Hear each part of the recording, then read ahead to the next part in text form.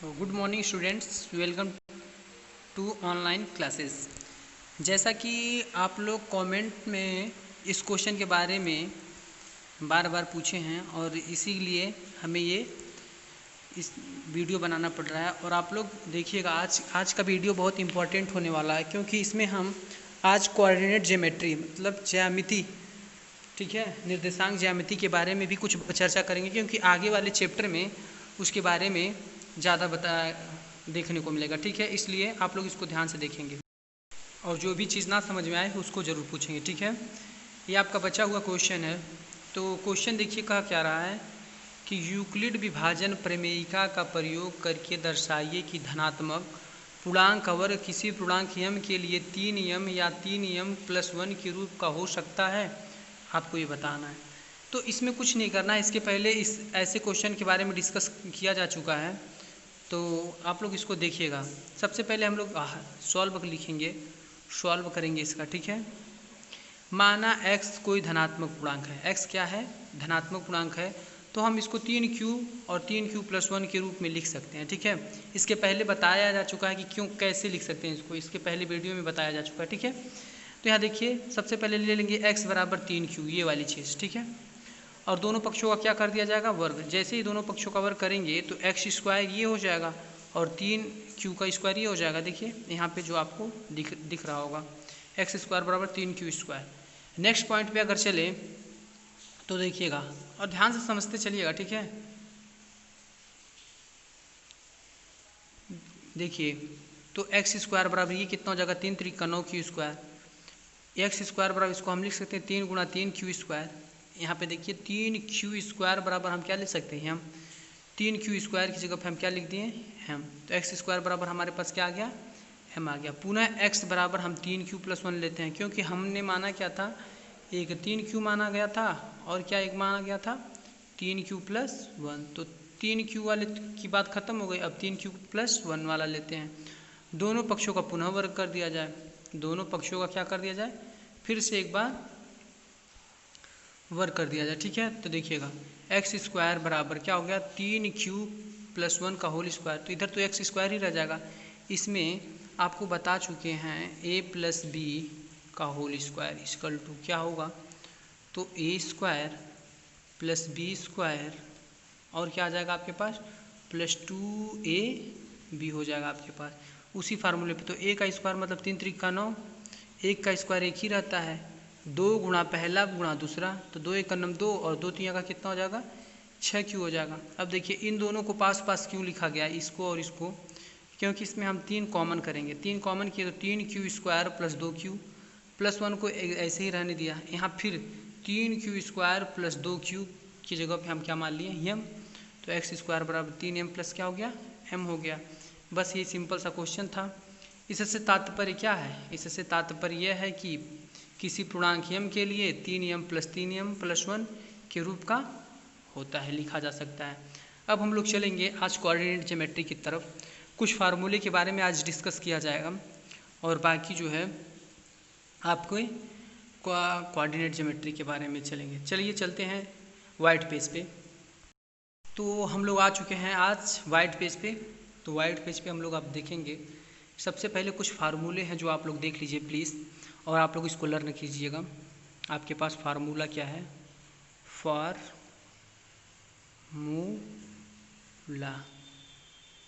सबसे पहले फार्मूले की बात करें तो a प्लस बी का होल स्क्वायर। ये सब आपको आगे देखने को बहुत ज़्यादा मिलेगा।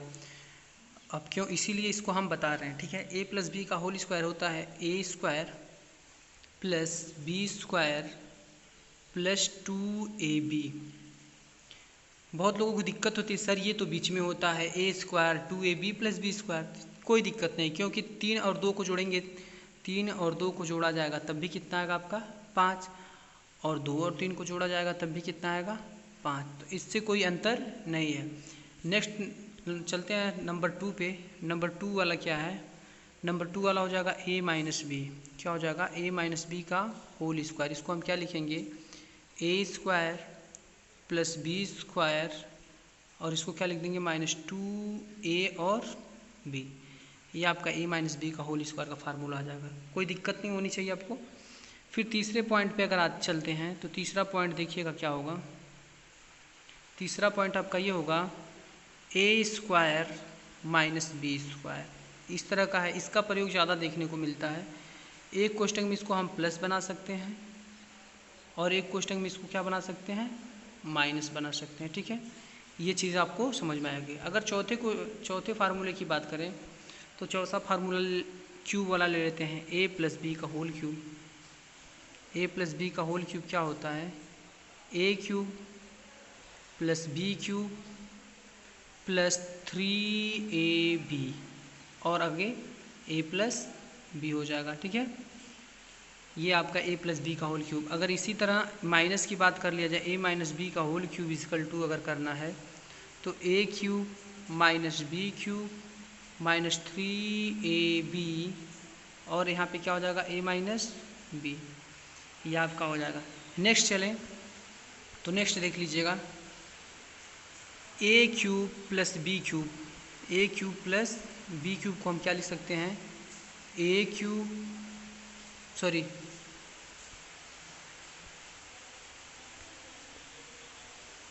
देखिएगा हमारे पास क्या था, ए क्यूब प्लस बी क्यूब। अगर फार्मूले के बारे में बताना है तो पहले कोष्टक में लिख दीजिए प्लस ए प्लस बी और दूसरे कोष्टक में लिख लीजिए a square minus a B plus B square.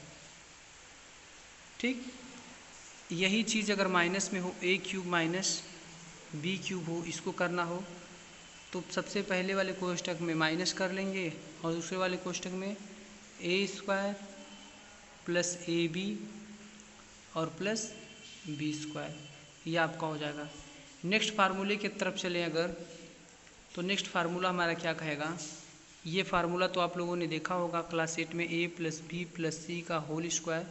ये सब जितने भी फार्मूले क्लास 8 से लिए गए हैं। ठीक है, तो a square plus B square plus c square plus 2 पहला दूसरा ए बी प्लस 2 दूसरा तीसरा बी सी प्लस 2 तीसरा और पहला ए सी, ये आपका हो जाएगा। आप यहाँ से दो कॉमन भी करके ले सकते हैं। दो कॉमन अगर कर लिया जाए तो A B plus B C plus क्या हो जाएगा, सी ए हो जाएगा। कोई दिक्कत नहीं होनी चाहिए। चलिए चलते हैं नेक्स्ट फार्मूले पे। नेक्स्ट फार्मूले पे चलते हैं। चलिए बाकी फार्मूले के बारे में एक फार्मूले का हम वीडियो बना देंगे आप लोगों के लिए।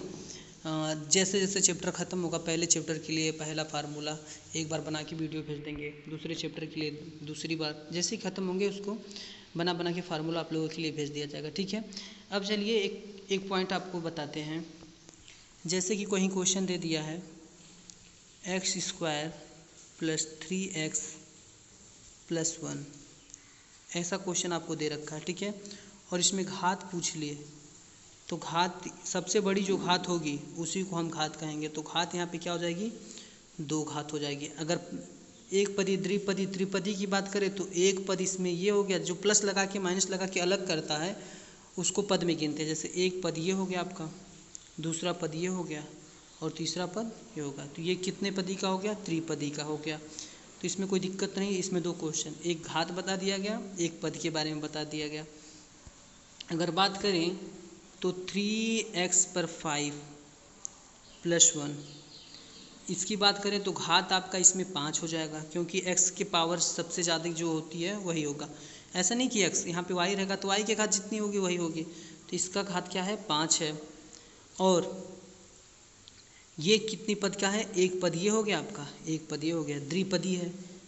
कभी कभी आपको ऐसा देखने को मिलता है 3x square plus 4x square y square plus 1, इस तरह के में देखिए 3 पद तो है और घात यहाँ पे इन दोनों को जोड़ लिया जाएगा। घात कितनी हो जाएगी हमारे पास, 4 हो जाएंगे। ठीक है, चलिए चलते हैं नेक्स्ट क्वेश्चन पे। नेक्स्ट क्वेश्चन हमारा क्या है, देखिएगा। मान लिया जाए, दे दिया जाए, इसमें दे दिया जाए जैसे कि x square plus 5x plus 1, इस तरह का क्वेश्चन दिया है और दे दिया x0 x1 और x2 निकालिए। आपको ज्ञात करना है, तो कुछ नहीं करना है। देखिएगा सबसे पहले ये f(x) बराबर दिया होगा, किसके बराबर? f(x) बराबर, तो f(x) की जगह पे सबसे पहले 0 रख दीजिए यहाँ पे। अब जहाँ जहाँ x है वहाँ वहाँ 0 है, x स्क्वायर है तो 0 के ऊपर कितना हो जाएगा 2 प्लस ये 5 गुणा क्या हो जाएगा 0 और ये आपका क्या हो जाएगा प्लस का 1। तो ये सब 0 हो गए यहाँ से यहाँ तक, ये आपका कितना बचा 1। ये बात भी समझ में आई होगी। अब बारी आती 2 रखने की, 1 रखने की, तो जहाँ जहाँ x है वहाँ वहाँ 1 रखना है। तो 1 का स्क्वायर 1 हो जाएगा और 5 में 1 का गुणा होगा तो 5 का नम 5 और प्लस 1, तो 5 1 6 1 कितना हो गया आपका 7। उसी प्रकार आप लोग 2 रखिएगा, आप लोगों की होमवर्क है। चलिए चलते हैं इसी तरह नेक्स्ट क्वेश्चन पे। नेक्स्ट क्वेश्चन हमारे पास क्या है देखिएगा। जैसे कि कोऑर्डिनेट ज्योमेट्री की बात कर रहे थे, सबसे पहले 2 लाइनिंग बनाइए। ये प्रथम चतुर्थांश है, ये द्वितीय चतुर्थांश है, ये तृतीय चतुर्थांश है और ये चतुर्थ चतुर्थांश है। पहले चतुर्थांश जान लिए। ये x लाइन होती है और ये x डैश होती है, ये y लाइन होती है और ये क्या होता है y डैश लाइन होती है। ठीक है, यहाँ तक बात समझ में आई। इस मिड पॉइंट को, ये वाली जो पॉइंट है ये 0 वाला, तो इसको बोलते हैं मध्य बिंदु। क्या बोलते हैं? मध्य बिंदु बोलते हैं। मध्य बिंदु का मान हमेशा 0 0 होता है, 0 0। अब सोच रहे हैं आप लोग कि ऐसे क्यों लिखा जा रहा है ये चीज़, इसका मतलब क्या है? इसका मतलब है ये पहले x होता है और बाद वाला क्या होता है y होता है। अभी इसको भी समझा देंगे कैसे होगा। चलिए ध्यान दीजिएगा कैसे होता है, ध्यान दीजिएगा।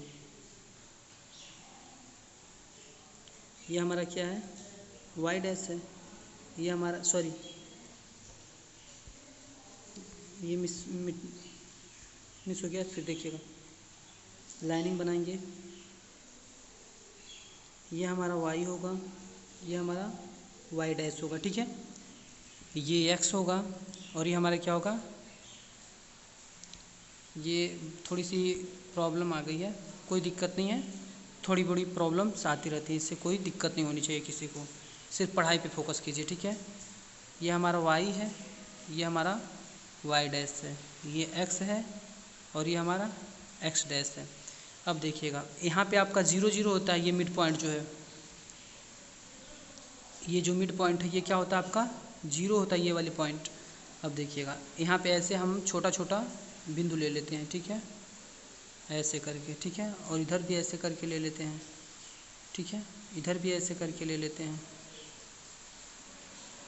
मतलब ऐसे बिंदु ले रहे हैं, बिंदु है। ठीक है, अब कहने का मतलब ये है हमें कि देखिएगा ये जो x सिर्फ x होती है, इधर पॉजिटिव होता है और ये जो धनात्मक होता है, और ये जो देखिए ये जो चीज़ होती है इधर इस मिड पॉइंट के इधर की जो हिस्से हैं वो क्या होते हैं निगेटिव होते हैं। इधर का पॉजिटिव होता है, इधर का ये क्या होता है निगेटिव होता है। यहाँ तक बात समझ में आई होगी। अब ये देखिए ये 1 पॉइंट मानते हैं, इसे 2 पॉइंट मानते हैं, इसे 3 पॉइंट मानते हैं, इसे 4 पॉइंट मानते हैं, इसे 5 पॉइंट, इसी तरह इसे 1 2 3 4, इसे -1 -2 इस तरह का। ठीक है, और एक चीज़ जान लीजिएगा, इसमें जो निर्देशांक आपके होते हैं दोनों जो निकलेंगे दोनों पॉजिटिव होते हैं। इसमें x वाला माइनस होता है और y वाला क्या होता है, सॉरी y वाला क्या होता है प्लस होता है। ठीक है, और इसकी बात करें 1 मिनट। अब देखिएगा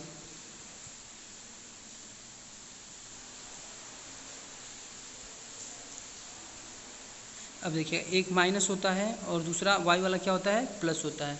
और बात इसकी किया जाए तीसरे वाले की, तो इसमें दोनों ही क्या होते हैं माइनस होते हैं। और इसकी बात अगर किया जाए तो x वाला प्लस होता है और y वाला क्या होता है माइनस होता है। ये चीज़ ध्यान दीजिएगा।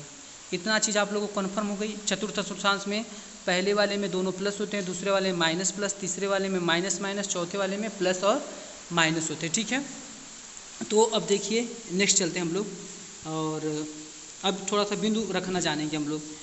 ये देखिएगा सबसे पहले लाइनिंग बनाइए। अब तो आपको पता हो गया कि ये x है, ये x डैश है, ये y है और ये हमारा वाई डैश है। यहाँ तक तो बात आप लोगों को समझ में आई होगी। अब देखिएगा, यहाँ पे 1 है, यहाँ पे 2 है, यहाँ पे 3 है, यहाँ पे 4 है, यहाँ पे -1 है, यहाँ पे -2 है, यहाँ पे -3 है और यहाँ पे आपका क्या है, -4 है। इधर 1 है, 2 है, 3 है, एक पॉइंट और ले लेते हैं, 4 है। इधर -1 है, -2 है, -3 है। ठीक है, इतना रहने दीजिए। अब देखिए, और बीच में हमारा क्या है, ये 0 0 है। ठीक है, अब हमें कह दिया जाए कि 2 और 3 बताइए कहाँ पे है, 2 और 3 बताइए कहाँ पे है। तो याद रखेंगे, ये जो 2 है, ये क्या है हमारे पास, ये x बोलते हैं और इस 3 वाले को क्या बोलते हैं, y। तो दोनों ही पॉजिटिव है ना। सबसे पहले ये देखेंगे, दोनों प्लस पॉइंट में है ना, इसके किसी अंक के आगे आपका माइनस नहीं लगा ना। जब माइनस नहीं लगा इसका मतलब दोनों ही क्या है, प्लस हैं।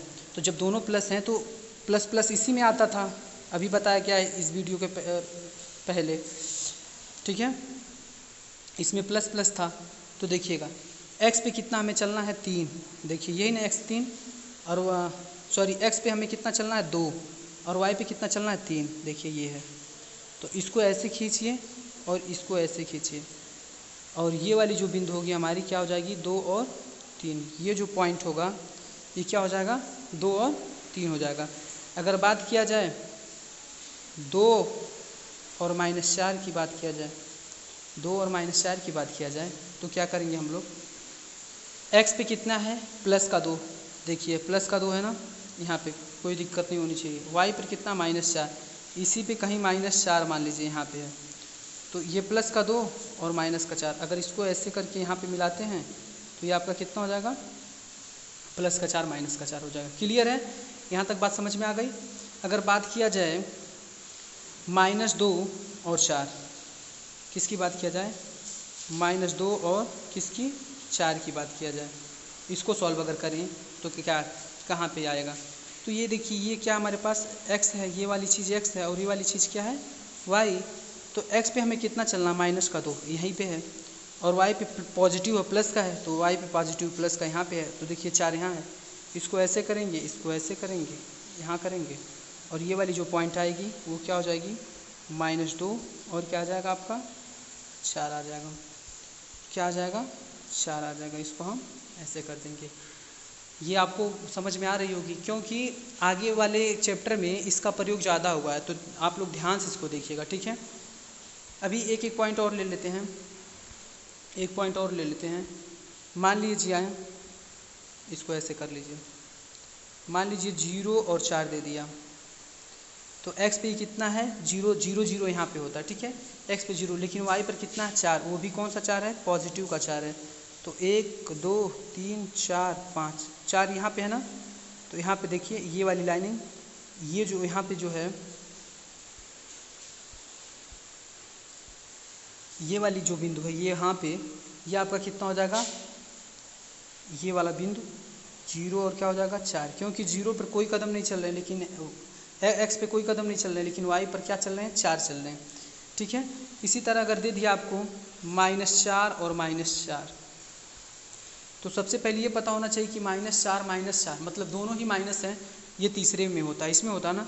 तो 1 2 3 4 ले लेते इधर, 1 2 3 4 मान लीजिए इधर, तो माना जा रहा है। ठीक है, बाकी आप लोगों को समझ में आ रहा होगा, तो आप लोग अपनी कॉपी पे अच्छे से बनाइएगा। ठीक है, तो इसको और इसको यहाँ पे मिलाएंगे तो ये आपका कितना हो जाएगा, -4 और -4 हो जाएगा। ठीक है, आई होप आप लोगों को ये चीज़ समझ में आई होगी। अब चलते हैं होमवर्क की तरफ, अब चलते हैं होमवर्क के क्वेश्चन की तरफ। आप लोगों के लिए होमवर्क क्या है, ध्यान दीजिएगा, क्या, HOME, होम वर्क, होमवर्क की तरफ चलते हैं।